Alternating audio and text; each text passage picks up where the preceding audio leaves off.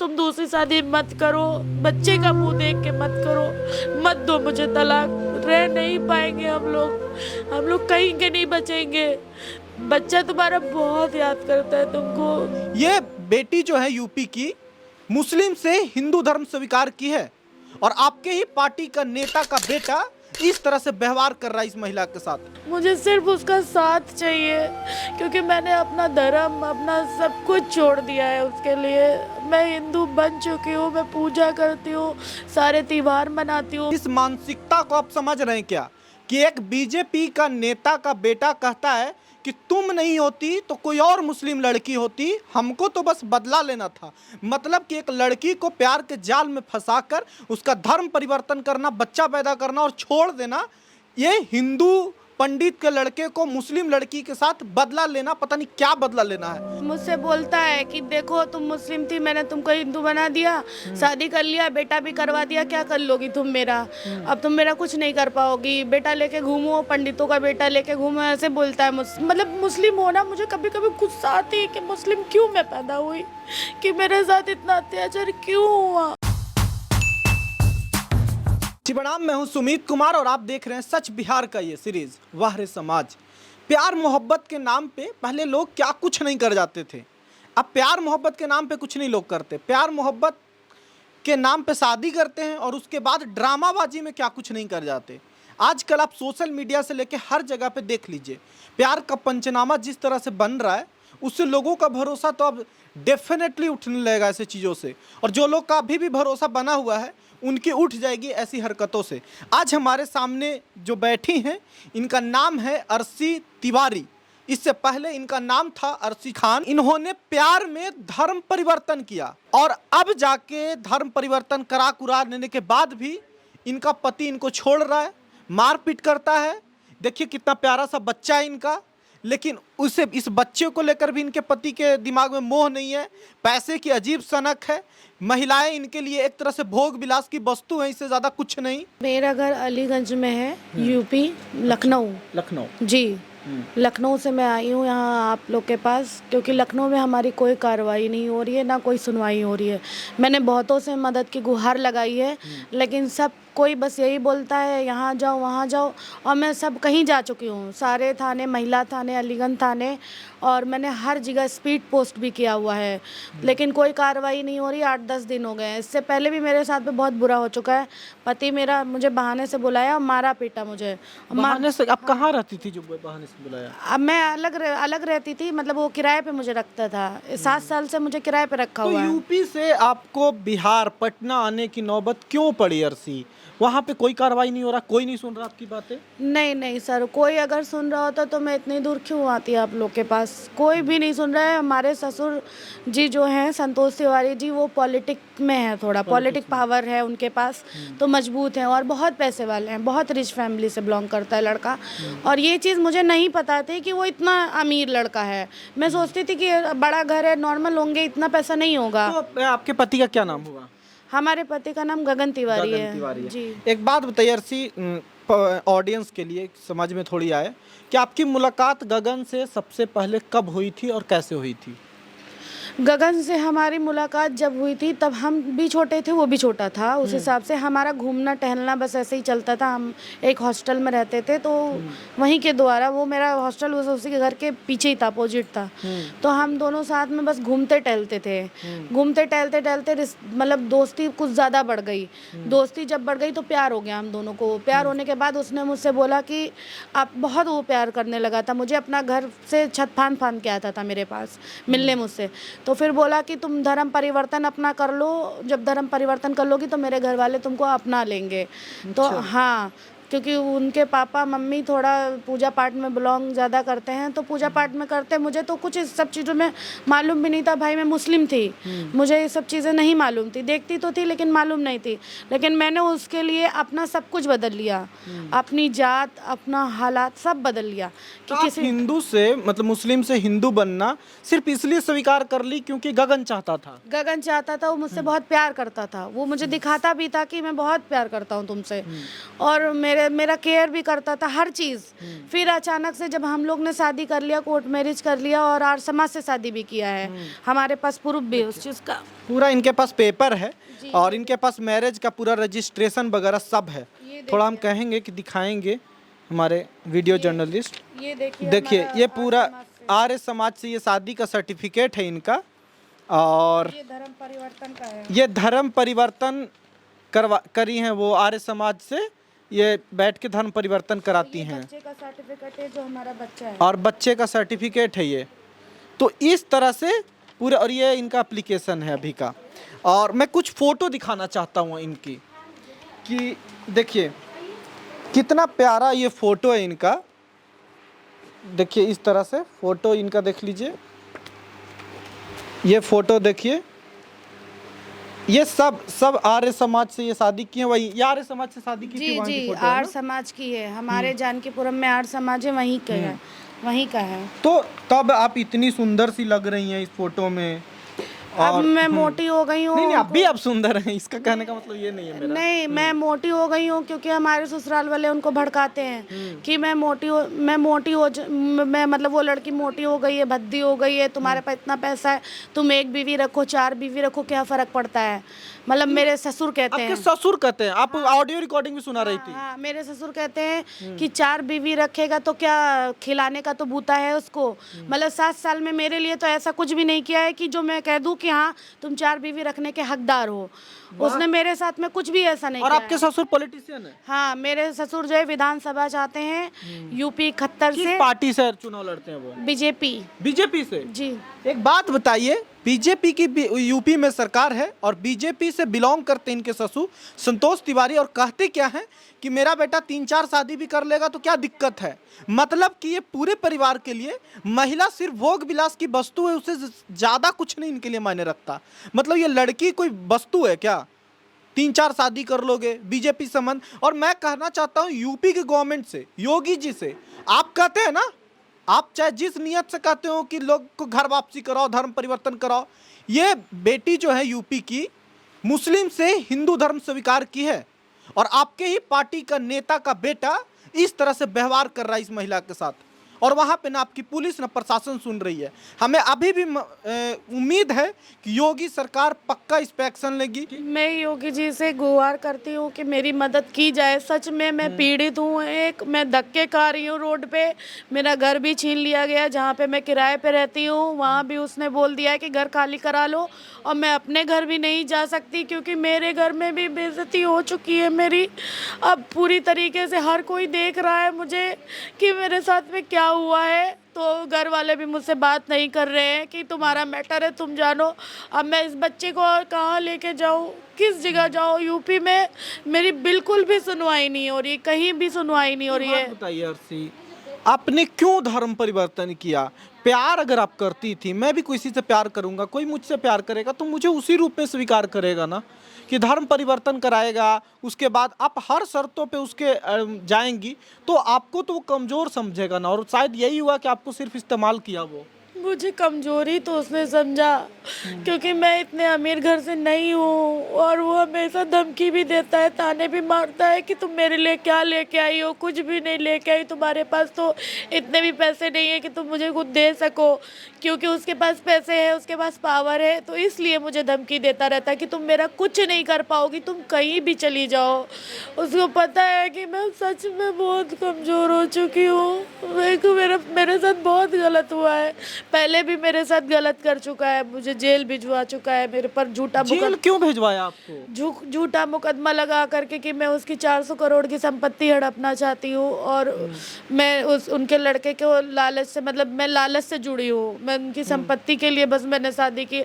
ऐसा कुछ भी नहीं है। अगर मुझे संपत्ति चाहिए होती तो मैं क्यों दर बदर भटक रही होती? मैं चुप पे भी कंप्रोमाइज़ कर सकती थी।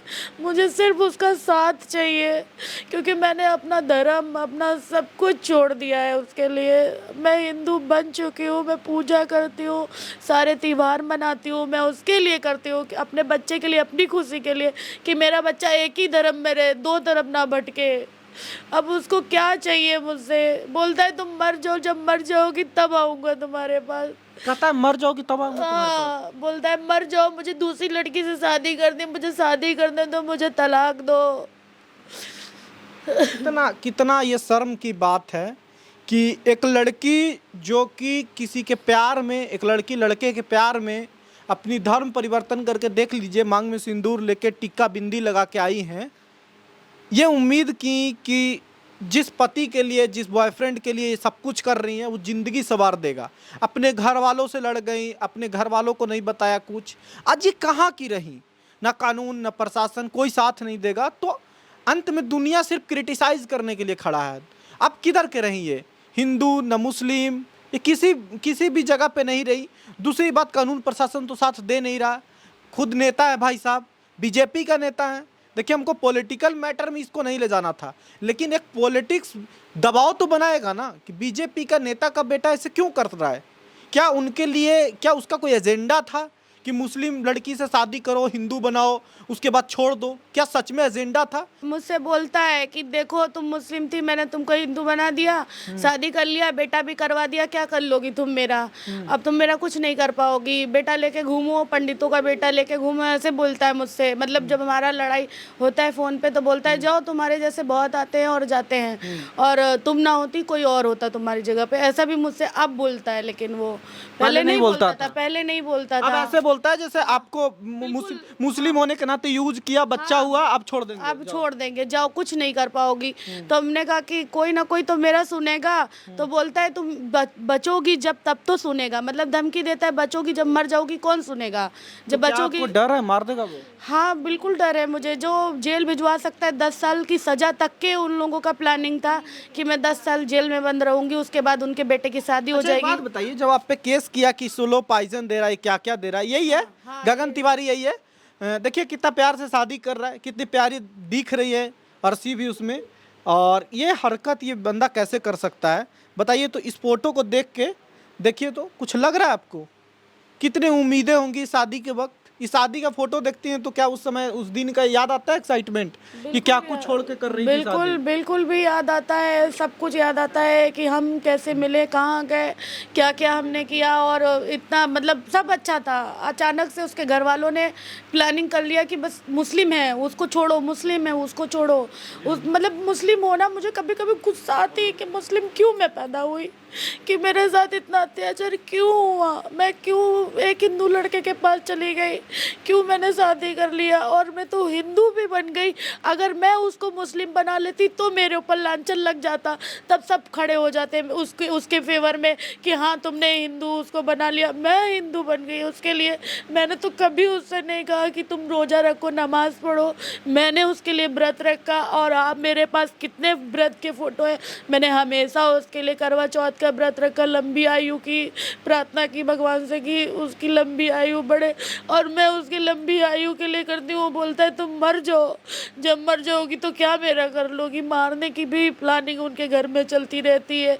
मेरे ससुर के द्वारा, संतोष तिवारी जी मेरे ससुर है, उनके द्वारा, मेरी सास रेखा तिवारी है उनके द्वारा, और विपुल शुक्ला के द्वारा सब प्लानिंग करते हैं।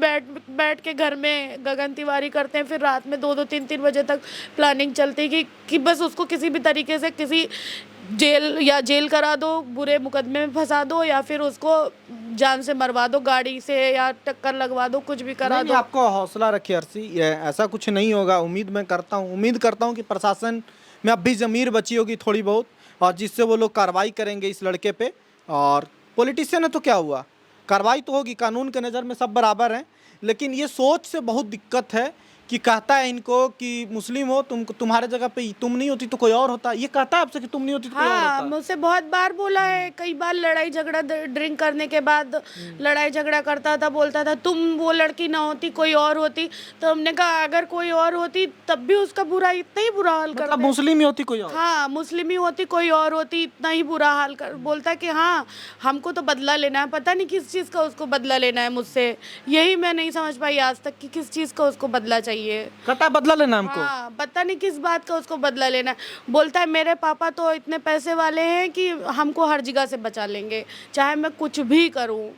तो मैं किटकिटा जाती थी, रोने लगती थी, बिलखने लगती थी कि हाँ मेरी गलती है कि मैं गरीब हूँ, मेरी गलती है मैं गरीब हूँ। समझ रहे हैं इस मानसिकता को? आप समझ रहे हैं क्या?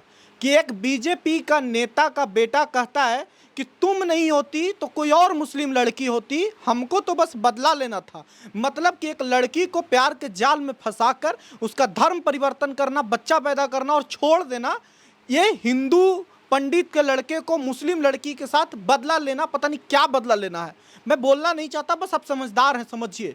और बीजेपी का नेता है, ये भी समझिए। मैं चाहता हूं कि योगी सरकार एक्शन ले, योगी आदित्यनाथ मुख्यमंत्री जो हैं यूपी के, वो एक्शन ले, क्योंकि ये बहुत बड़ा मुद्दा है।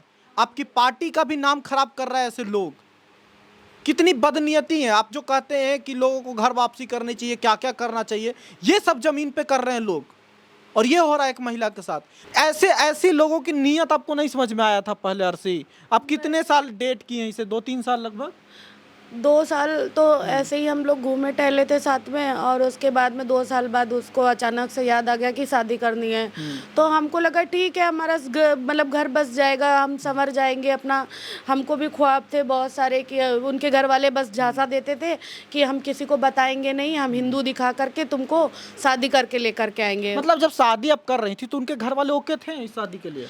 नहीं, हमारी जब शादी हो गई थी, कोर्ट मैरिज और आर्य समाज से शादी हो गई थी, जब उनके घर वालों को पता चला तो उनके घर वालों ने बोला कि ठीक है हम एक्सेप्ट कर लेंगे, लेकिन अभी नहीं, जब हम अभी तुम लोग बाहर रहो, जा करके घर से बाहर रहो, और जब हम बोलेंगे सबको दिखा करके दुनिया को कि इस लड़की से शादी की हमने, मतलब झूठे माँ बाप बना करके और झूठे रीति रिवाज से शादी करके ले करके आएंगे, ये प्लानिंग चल रही थी। लेकिन फिर धीरे धीरे चलते चलते अचानक से उन लोगों का माइंड मेकअप हो गया, चेंज हो गया, दिमाग चेंज हो गया। फिर फर्जी मेरे खिलाफ मुकदमा लिखा दिया, जहर देने का, स्लो पॉइजन में देती थी। मतलब 1 साल साथ में रह स्लो पॉइजन देने का जो आरोप लगा था, कभी मेडिकल जांच उसका कुछ भी हुआ? मेडिकल जांच पहले ही करवा लिया गया था, वो बाद में नहीं हुआ। पहले ही उन लोगों की सबकी प्लानिंग चल रही थी कि किसी भी तरीके से इस लड़की को फंसा करके जेल भिजवा दिया जाए। तो पुलिस ने फिर से कोई मेडिकल जांच नहीं करवाई? फिर कभी नहीं कराई। तो किस आधार पे आपको सजा दिया गया? एक महीना जेल में रही आप? इस आधार पे दिया गया कि मेडिकल जांच लुइहा हॉस्पिटल से एक डॉक्टर ने बना के दिया था, बड़ा अधिकारी था वो, उसने बना के दिया था मेरे हस्बैंड के लिए कि ये इसको लड़की स्लो पॉइजन दे रही थी, और उसी बिहाफ पे मेरे ऊपर मुकदमा लिखाया गया कि हम स्लो पॉइजन देते थे, और उनकी प्रॉपर्टी को दिखाया गया और नाबालिग दिखाया गया लड़के को। आप पे जो आरोप लग रहा है कि पैसे के लिए आप ये सब कर रही हैं, उसमें कितनी सच्चाई? आप रहना चाहती हैं उसके साथ या पैसे लेना चाहती हैं? नहीं, मुझे 1 रुपए नहीं चाहिए। अगर मुझे चाहिए होता तो मैं जब जेल से छूट के आई थी तब भी मेरे साथ बुरा हुआ था, तब भी मैं इतने बड़े केस में गई थी, तो मैं आते ही तुरंत मैं कह देती कि ठीक है मुझे भैया नहीं रहना, मैं हाथ जोड़ के पीछे हट जाती कि मुझे नहीं रहना है, मुझे पैसे दे दो और मुझे जाने दो। नहीं, मैंने ऐसा नहीं किया ना, मुझे उनकी पैसे से बिल्कुल भी प्यार नहीं था। मैं जेल में मैंने जो रातें गुजारी मुझे पता है, मैं किड़िड़ के रही हूँ उस जेल में, मैंने खाना भी नहीं खाया। जेल में ही परेशान करता था कोई? जेल में तो परेशान तो नहीं करते थे, लेकिन झाड़ू पोछा करो, ये करो, वो करो, करवाते थे, लेटरिन धुलवाते थे।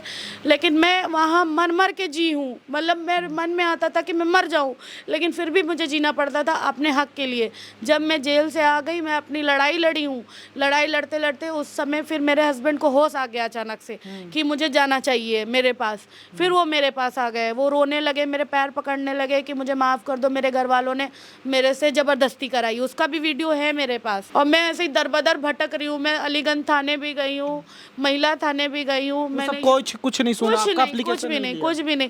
नहीं, एप्लीकेशन सब ले लेते हैं। केस दर्ज नहीं हुआ अभी तक? कुछ भी नहीं ना उसके लड़के पर कार्रवाई हुई है, और वो हंस रहा है मेरे ऊपर बल्कि कि तुम कुछ नहीं कर पाओगी, तुम ऐसे ही भटकती रहोगी, एक दिन मर जाओगी, कितने दिन भटकोगी, ऐसे बोलता है मुझसे, क्योंकि उसको पता है उसके फादर उसका साथ देते हैं हर चीज़ में। अच्छा, मतलब आप पटना आई हैं, जब पटना आई थी ऐसे ऑफ कैमरा भी मैंने इनसे सवाल पूछा था, पटना के मीडिया से आपकी अपनी गुहार उठानी पड़ी, वहाँ पे कोई आपकी नहीं सुना? नहीं, कोई भी नहीं सुना। हमने कितना डर है वहाँ के लोगों से कि कुछ उसी के साथ हो जाएंगे? हाँ, वो तो सच है।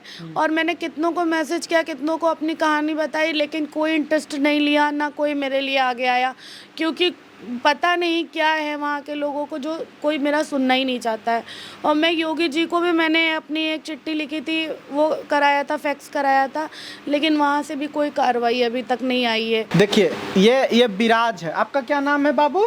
विराज। पढ़ने जाते हैं आप? हाँ। कहाँ जाते हैं पढ़ने? स्कूल में। पापा का नाम क्या है? गगन तिवारी। गगन तिवारी? हाँ। तो पापा मारते हैं आपको?